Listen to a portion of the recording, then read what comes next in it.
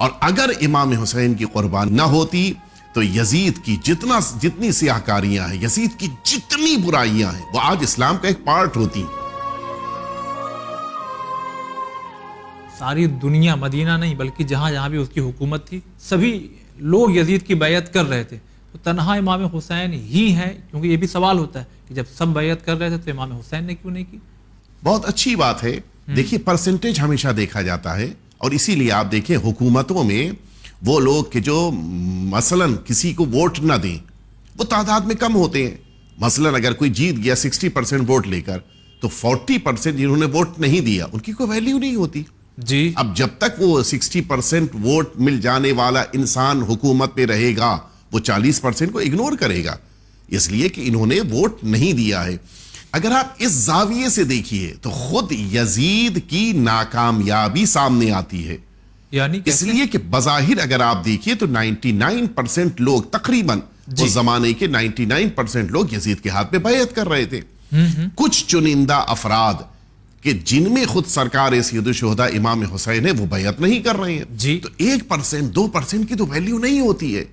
لیکن اگر 98 اور 99% کو ویلیو نہ دے کر اس ایک سے بار بار کہا جائے کہ تم مجھے ووٹ دو یا تم مجھے مان لو، اس سے پتا چلتا ہے کہ حکومت کی نگاہ میں اور حاکم کی نگاہ میں ویلیو 99 کی نہیں ہے، اس ایک کی ہے۔ ظاہر سی بات اور جی۔ یزید کا اصرار کرنا کہ نہیں آپ کو بیعت کرنی ہے، یہ اس بات کی دلیل ہے کہ یزید سمجھتا تھا کہ ساری امت ایک طرف، رسول کا نواسہ ایک طرف۔ اگر امت نے مان لیا اور امام حسین نے نہیں مانا تو پھر اس کے معنی کہ حکومت کی کوئی شرعی حیثیت نہیں ہے۔ اور اگر 99% نہ مانے اور معاذ اللہ رسول اللہ کا نواسہ مان لے تو یہ حقیقتاً شرعی ویلیو پیدا کر لے گی۔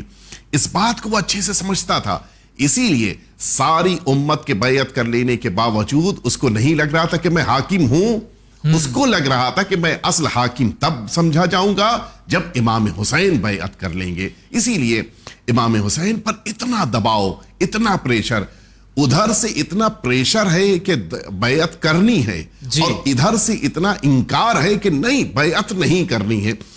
جو اصرار کا سبب ہے وہی انکار کا سبب بھی سمجھ میں آتا ہے۔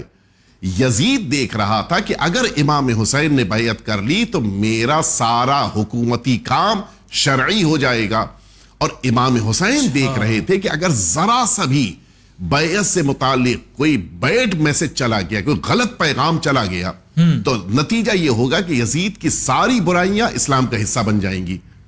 لہٰذا اب امام حسین علیہ السلام کو حتیٰ اپنے خاندان کی، اپنے سارے دوستوں کی، ان سب کی شہادت کو پیش کرنا پڑا، لیکن ایک لمحے کے لیے اس بات کو برداشت نہیں کیا کہ یزید کا کوئی غیر شرعی کام شریعت کے مطابق سمجھا جائے اور پھر لوگوں کے لیے یہ بات کہی جائے کہ اسلام تو ایسا ہے۔